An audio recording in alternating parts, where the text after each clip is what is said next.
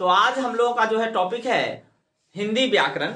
हिंदी व्याकरण में आज हम लोग सभी चीजों को बारी बारी से जो है जितना भी बोर्ड परीक्षा के लिए इंपॉर्टेंट है सबको पढ़ लेंगे, ठीक है। तो सबसे पहले हम लोग शुरू करते हैं वर्ण, जिसमें से जो है एग्जाम में हर हाल में 1 से 2 मार्क्स का पूछता ही पूछता है। जैसे उच्चारण स्थान, उसके बाद में इनमें से कौन सा वर्ण है। तो हम लोग शुरू करते हैं वर्ण। क्या? वर्ण, ठीक है। वर्ण, ठीक है। हम लोग आज शुरू करते हैं वर्ण। तो वर्ण सबसे पहले किसको कहते हैं? वर्ण सबसे पहले कहते किसको है? वर्ण किसको कहते हैं जी? वर्ण उस मूल ध्वनि को कहते हैं जिसके खंड या टुकड़े नहीं किए जा सकते। तो जनरली जो है वर्ण किसे कहते हैं ये पूछता नहीं है, लेकिन हम लोग को कॉन्सेप्ट पहले पता होगा तभी जो है सवाल बन पाएगा। नहीं तो वर्ण किसे कहते हैं? तो हम लोग लिख सकते हैं वर्ण उस मूल ध्वनि को कहते हैं, उस मूल ध्वनि को कहते हैं जिसके खंड या टुकड़े नहीं किए जा सकते, नहीं किए जा सकते, ठीक है। यह हुआ आपको क्या हुआ? वर्ण हुआ। वर्ण किसे कहते हैं? तो उस मूल ध्वनि को कहते हैं। जैसे हमारे मुंह से कुछ भी निकलता है यह वर्ण है। जैसे अ, क, ख, ग, घ, ये सारा क्या है? वर्ण है। नहीं तो उस मूल ध्वनि को, ध्वनि माने आवाज, नहीं को कहते हैं जिसके खंड नहीं किए जा सकते। जैसे अ का आप खंड नहीं कर सकते, है ना। तो ये जो वर्ण है, वर्ण 2 तरह के होते हैं। वर्ण कै तरह के होते हैं? वर्ण आपको 2 तरह के होते हैं। क्या तरह के होते हैं? 2 तरह के। पहला जो है आपको स्वर वर्ण है। पहला कौन है? स्वर वर्ण है। पहला कौन है? स्वर वर्ण है। और दूसरा कौन है? व्यंजन वर्ण है। दूसरा कौन है? व्यंजन वर्ण है, ठीक है। पहला कौन है? स्वर वर्ण है और दूसरा कौन है? व्यंजन वर्ण है। पहला स्वर वर्ण और दूसरा व्यंजन वर्ण, ठीक है। स्वर और व्यंजन। अब देखिए स्वर किसको कहते हैं और व्यंजन किसको कहते हैं? नहीं, स्वर किसे कहते हैं? स्वर वर्ण किसी को याद है? स्वर वर्ण किसे कहते हैं? बोलिए, बोलो। स्वर वर्ण किसे कहते हैं? जिसके उच्चारण दूसरे स्थानों के बैठो। जिसके उच्चारण में किसी दूसरे वर्ण की सहायता नहीं ली जाए। स्वर वर्ण वह है जिसके उच्चारण में किसी दूसरे वर्ण की सहायता नहीं ली जाए, और व्यंजन वर्ण में उच्चारण की सहायता लिया जाएगा, है ना। तो हम लोग को डेफिनेशन में नहीं लिखना है, मेन आज जो है एग्जाम के व्यू से हम लोग को पढ़ना है ना, ताकि जो है कम पढ़े और एग्जाम में आ जाए। नहीं तो स्वर वर्ण हम लोग सीधा सा थोड़ा सा लिख सकते हैं आपको कि जिसका उच्चारण बिना किसी दूसरे वर्ण की सहायता से किया जा सके, ठीक है। जिसका उच्चारण बिना किसी दूसरे वर्ण की सहायता से किया जा सके। अब व्यंजन को देख लीजिए, इसके उच्चारण करने के लिए ना सहायता लेना पड़ेगा, ठीक है। किसका सहायता? तो इसी का सहायता लेना पड़ेगा, है ना। स्वर वर्ण की सहायता लेना पड़ेगा।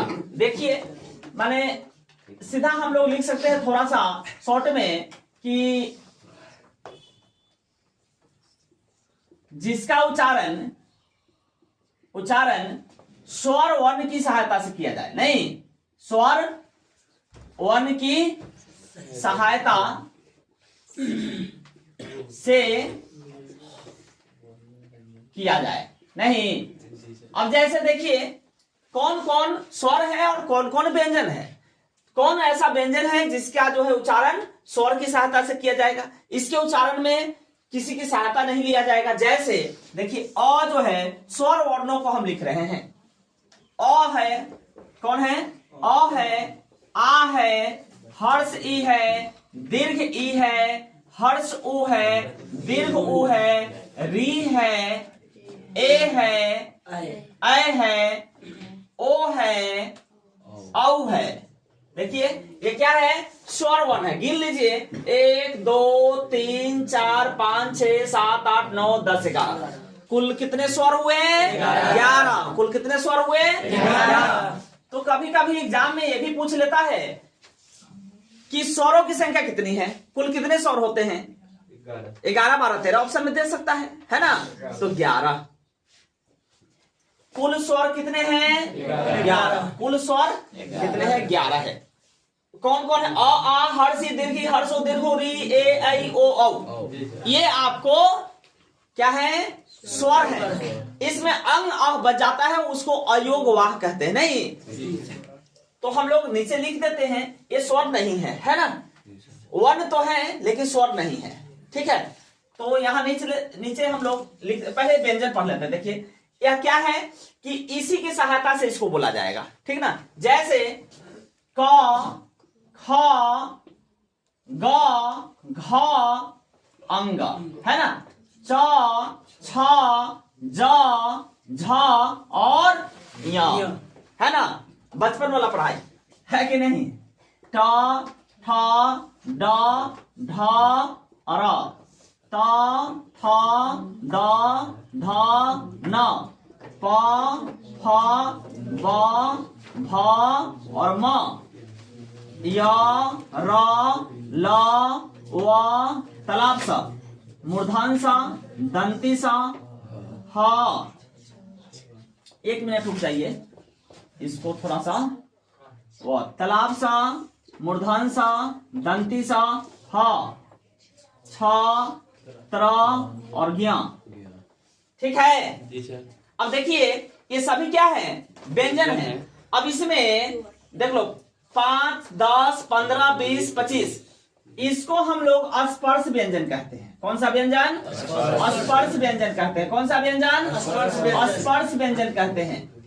याद रखना, एग्जाम में दे देगा ये कौन व्यंजन है, इसमें से कोई एक अक्षर दे देगा कौन व्यंजन है, तो स्पर्श व्यंजन है। ठीक है यार, कौखा से लेके क वर्ग च वर्ग ट वर्ग त वर्ग प वर्ग है ना? ये सब कौन सा व्यंजन? स्पर्श व्यंजन। ठीक है, इसके बाद में य र ल व 4 गो ये है। इसकी संख्या कितनी हुई? 25। इसकी संख्या 25 हुई। इसकी संख्या 25। उसके बाद य र ल व ये क्या गो है? 4 गो। इसको कौन सा वर्ण बोलते हैं? अंतःस्थ वर्ण। कौन सा वर्ण? अंतःस्थ व्यंजन है ना? वर्ण भी बोलो। वर्ण तो जो है स्वर भी है व्यंजन भी है, तो अगर हम अंतःस्थ वर्ण लिख देते गलती नहीं होगा। ठीक है, अंतःस्थ व्यंजन। ठीक ना? ये कितने हुए? 4 हुए। और ये जो है क्या है? तालाब सा मूर्धन सा दंत सा ह, ये क्या है? उष्ण व्यंजन। क्या है? उष्ण व्यंजन। उष्ण व्यंजन हुआ। कितनी संख्या हुई? 4। ठीक है, छात्र और एक इसी में आ जाता है स्र, है ना? छात्र और स्र, इसको हम लोग क्या कहते हैं? संयुक्त व्यंजन। क्या कहते हैं? संयुक्त व्यंजन। इसको हम लोग कहते हैं संयुक्त व्यंजन। ठीक है, इसको हम लोग कहते हैं संयुक्त व्यंजन। क्या हो गया? 4। उसके बाद में आपको जो है ड एक होता है ऐसे, एक होता है ढ होता है। ठीक है, इसको हम लोग क्या कहते हैं? द्वित व्यंजन। क्या कहते हैं? द्वित व्यंजन। द्वित व्यंजन। ठीक ना? अंग और अह इसी में आ जाता है। अंग और अह, अनुस्वार और विसर्ग। कहीं लिखल रहेगा अनुस्वार और विसर्ग। अनुस्वार और विसर्ग इसको क्या कहते हैं? अयोगवाह। क्या कहते हैं? अयोगवाह। ठीक ना?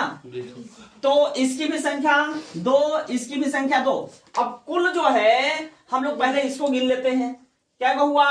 25 4 29 4 33 ठीक ना। जनरली जो है इसकी संख्या जो है व्यंजन की कितनी होती है, व्यंजन वर्णों की संख्या 33 ही दिया रहेगा।